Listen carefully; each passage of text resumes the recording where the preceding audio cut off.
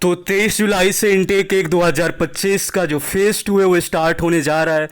तो ये वीडियो में हम बात करेंगे आप लोगों का इंपॉर्टेंट डॉक्यूमेंट्स को लेकर। अगर आप चैनल पर पहली बार आए हैं तो सब्सक्राइब जरूर कर लेना, क्योंकि आने वाले टाइम में जितने भी एएससी का रिव्यू आएगा सबसे पहले आपको आरा वाला यूट्यूब चैनल पर ही देखने को मिलेगा।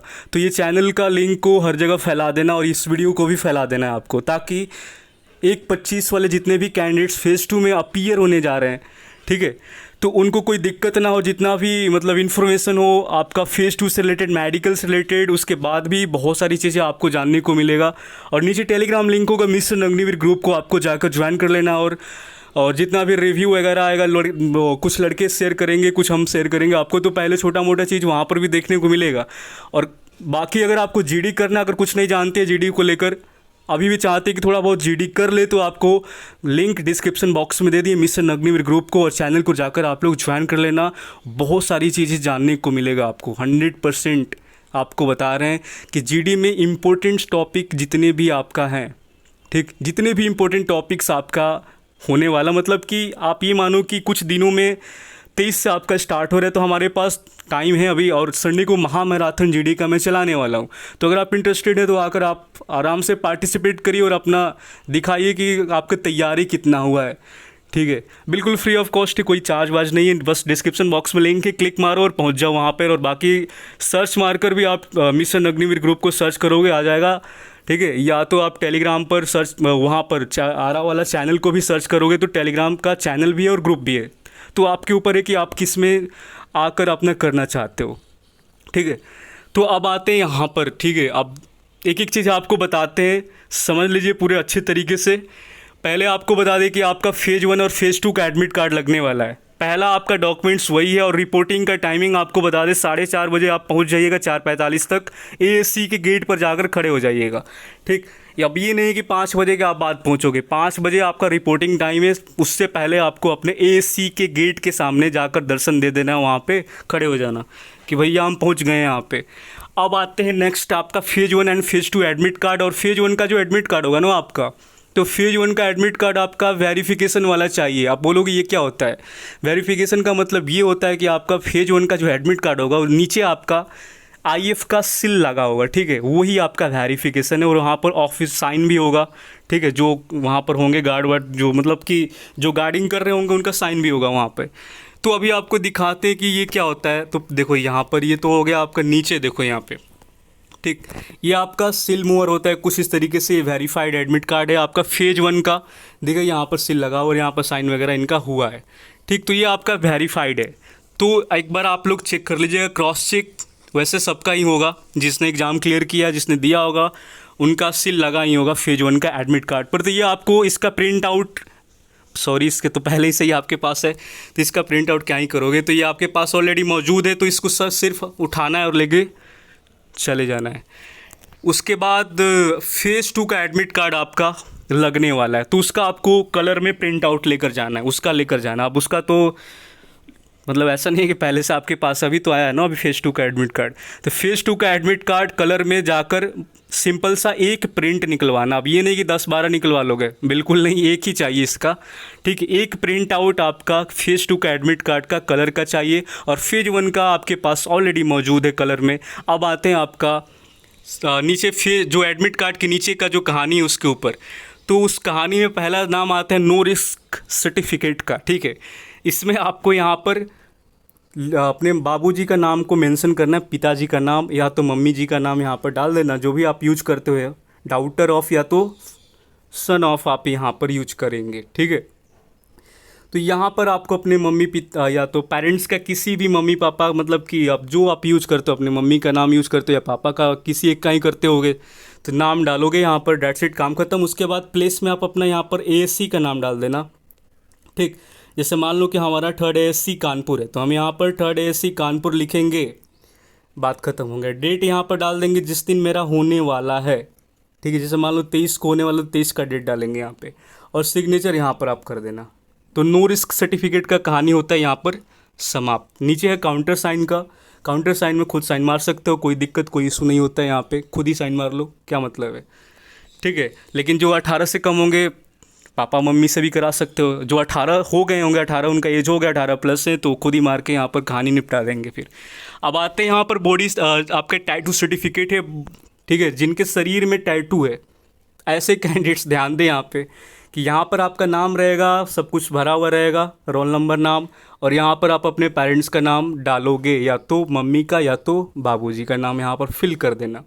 उसके बाद नीचे फिर से एक बार कह रहा है कि फिर से भैया यहाँ पर आप वही काम करो, ठीक है, फिर से बोला है कि यहाँ पर डाल दो मम्मी या तो पापा का। अब कह रहा है कि यहाँ पर आप ये बताओ कि टाइप क्या है आपका टैटू का, कौन सी टाइप की टैटू है आपका, साइज क्या है, मीडियम है या लार्ज है, स्मॉल है, यहाँ पर साइज़ बताओगे, यहाँ पर टाइप बताओगे, और यहाँ पर लोकेशन बताओगे कि है कहाँ पे, ठीक है। तो ये कुछ आपका टैटू फॉर्म हो गया। और बात वही है, सिंपल सा, ASC का नाम डाल देना, डेट यहाँ पर जिस डेट का फेज़ 2 है वो डाल देना, सिग्नेचर यहाँ पर खुद से मार लेना, समझ गए। तो ये हो गया टैटू वाला। नीचे आते हैं 18 से नीचे का जिनका उम्र है, तो कॉन्सेंट फॉर्म उनको फिलअप करना पड़ता है। तो कॉन्सेंट फॉर्म में आपको बता दें कि यहाँ पर पेरेंट्स का साइन लगता है, ठीक। तो यहाँ पर प्लेस में अपना ASC नाम डाल देना, डेट यहाँ पर आपका जिस फेज़ 2 का जो डेट होगा वो डालोगे, ठीक है। यहाँ पर आपका कैंडिडेट्स वगैरह का नाम फिलअप रहता है, और यहाँ पर अपना वो अपने जो भी उनके गार्जियन है, पेरेंट्स से नाम फिलअप करेंगे। यहाँ पर अपने मम्मी पापा या जो भी गार्जियन से उनका, जो मम्मी पापा के अलावा भी अगर कोई है जो जिनका मम्मी पापा नहीं है, कोई और देख रेख करता है, अंकल भी हो सकते, कोई भी हो सकता है, तो यहाँ पर डालना होगा। उसके बाद नीचे यहाँ पर सिग्नेचर का फिर से ऑप्शन खुलेगा आपका, ठीक, signature of candidate parents guardian, ठीक है। तो यहाँ पर आपको साइन वाइन करा लेना अपना, देख लो यहाँ पर सारी चीज़ें हैं, थोड़ा सा जूम करेंगे तो दिखेगा सिग्नेचर ऑफ कैंडिडेट पेरेंट्स, उसके बाद name of candidate parents guardian, sign होगा, फिर नाम लिखना है उनका, ठीक। उसके बाद आपका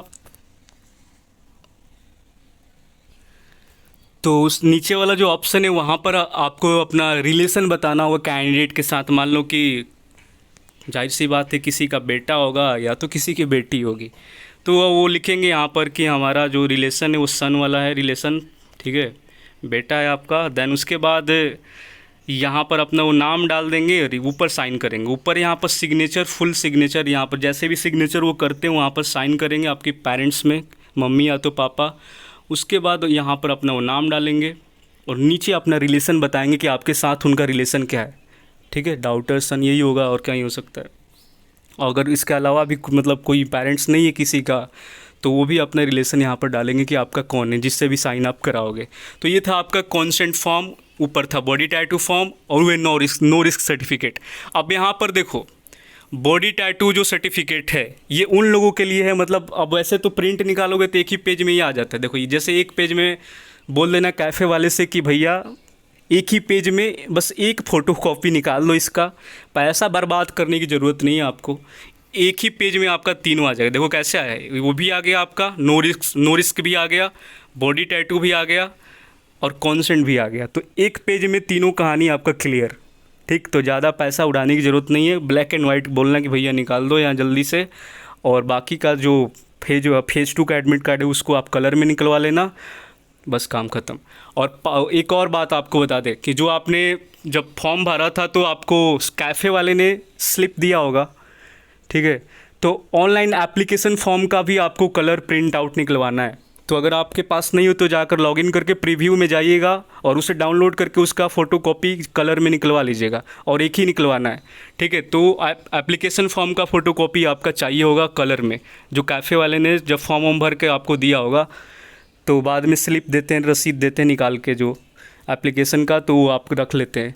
अगर आपके पास नहीं है तो लॉगिन करके प्रीव्यू करके डाउनलोड कर लेना उससे, ठीक है, जाकर कलर में निकलवा लेना। और एक आपका ये एक पेज में ये तीनों आ जाएगा। तो बॉडी वाला टैटू वैटू नहीं है तो ये छोड़ दोगे, इसको आपको भरने की कोई नीड नहीं, जिनका टैटू नहीं है ये नहीं भरेंगे। और बाकी जो 18 से मतलब कि ऊपर है उनके लिए भी ये कॉन्सेंट फॉर्म बिल्कुल भी नहीं है, बस एक फॉर्म आपका 18 वाले नो रिस्क वाला भरेंगे। 18 से ऊपर है तो नो रिस्क सर्टिफिकेट भरना होगा, और जो 18 से नीचे होंगे नो रिस्क सर्टिफिकेट भी भरेंगे और कॉन्सेंट फॉर्म को भी फिलअप करेंगे। और जिनका बॉडी टैटू मतलब जिनके बॉडी में टैटू वैटू होगा वो तो तीनों भरेंगे, फिर मतलब तीनों नहीं भरेंगे, मतलब कि जिनका अब उम्र मान लो टैटू है 18 से कम है तो कॉन्सेंट फॉर्म उनको भी भरना होगा, टैटू वाले को भी। लेकिन टैटू शरीर में है और उम्र जो है उनका 18 या 18 से ऊपर हो चुका है, तो उनको कॉन्सेंट फॉर्म भरने की ज़रूरत नहीं है। वो नो रिस्क और बॉडी टैटू भरिए अपना, ठीक है। ऐसे कुछ हिसाब किताब रहेगा, ठीक। तो ये हो गया आपका। अब आते हैं आपका मतलब कि और जो भी सर्टिफिकेट है उसके ऊपर कि और क्या क्या आपको चाहिए होगा। तो अब जो आपका जो डॉक्यूमेंट्स मैं बताने वाला हूँ वो देख लीजिएगा। एडमिट कार्ड मैं क्लियर कर दिया क्या है क्या नहीं है। बाकी आपको सामान जो कुछ लेकर जाना है वो देख लीजिए। स्टेशनरी आइटम जो है आपका, तो शार्पनर होगा आपका, मतलब कि हम लोग हिंदी में यही सब बोलते थे, स्कूल में तो हम लोग यही बोलते थे। अब आज के बच्चे अब शार्पनर बोलते हैं, कोई इरेजर बोल देता है। हम लोग रबड़ कटर बोलते थे, तुम लोग भी पढ़े होगे तो बोलते ही होगे, पेंसिल रबड़ और कट्टर, तो यही भाषा यूज करते हैं, ठीक है।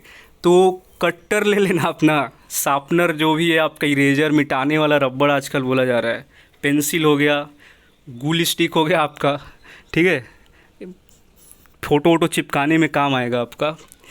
और स्टैपलर ले लेना अगर घर पे होगा तो, और ब्लैक एंड ब्लू पेन, आपको बॉल पेन ले लेना, बस इतना सा आपको लेकर जाना है, ठीक है।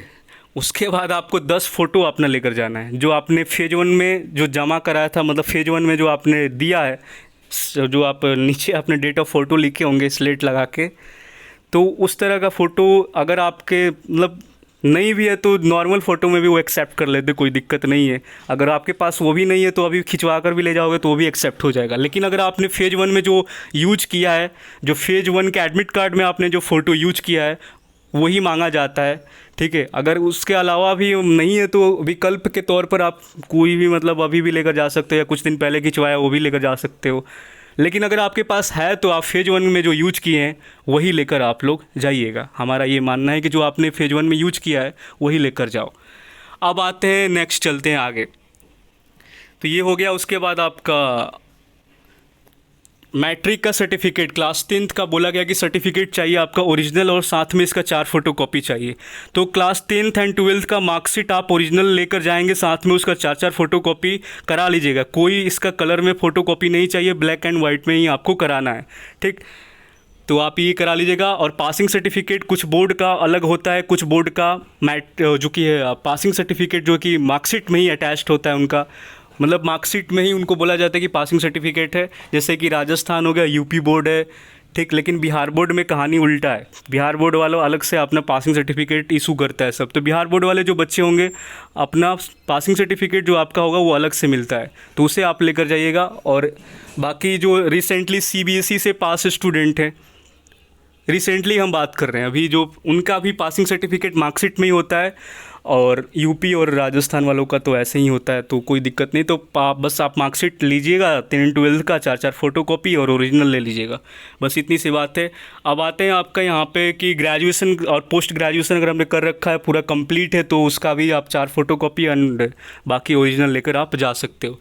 अगर आपके पिताजी एयरफोर्स पर्सनल थे, यानी कि एयरफोर्स में सर्व किए हैं, उनका सर्टिफिकेट चाहिए। अगर आप उनके बेटा या बेटी हो तो उनका सर्टिफिकेट आपको चाहिए होगा, ठीक। उसके बाद आपका बात करें एनसीसी वालों के लिए, आपका ये देखो जिनके पास है इफ़ एप्लीकेबल हमने लगा रखा है, मतलब है तो ठीक है, नहीं है तो जिनके पास ABC में से कोई भी सर्टिफिकेट होता है तो आप फेज़ 2 में जाकर आप वेरीफाइड करा सकते हो, जमा कर सकते हो, यानी कि वेरिफिकेशन करा सकते हो, ठीक है। तो ये जो आपका होना चाहिए वो फेज़ 2 के पहले, यानी कि 23 जुलाई से फेज़ 2 आपका स्टार्ट हो रहा है, तो उसके पहले ही आपका ये एनसीसी सर्टिफिकेट इशू होना ज़रूरी है, ठीक। अब ये जाकर आप अपना वेरीफाई कराओगे तब जाकर आपका मार्क्स बढ़ता है, यानी कि NCC A certificate, B certificate, C certificate. C certificate में 7 नंबर आपका मिलता है, B में आपको 6 मार्क्स दिया जाता है एक्स्ट्रा, एंड A सर्टिफिकेट में आपको 5 नंबर एक्स्ट्रा मिलता है। तो इस सर्टिफिकेट का काफ़ी फ़ायदा होता है। अभी जिनका मार्क्स कम होगा ये सर्टिफिकेट लगाएंगे फेज़ 2 में, एकदम से मार्क्स उनका बढ़ जाएगा, पास हो जाएंगे। तो ये बड़ा फ़ायदा देता है। तो जिनके पास होगा छोड़ना मत, मौका बहुत अच्छा मौका है आपके पास। एनसीसी कर रखे हो, सर्टिफिकेट है, तीनों में से कोई एक लगा दो, फिर मार्क्स बढ़ जाएगा। नहीं है तो कोई बात नहीं है।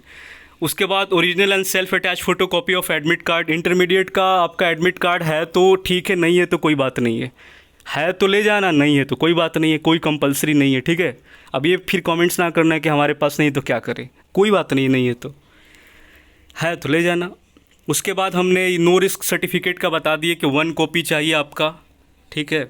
उसके बाद आपका बॉडी टैटू का मैंने बता ही दिया कि एक क्लोजअप चाहिए और एक डिस्टेंट व्यू, मतलब कि जो टैटू सर्टिफिकेट है अपना, जो टैटू का फ़ोटो मांगा जाता है, यानी कि एक क्लोज फ़ोटो खींचना है।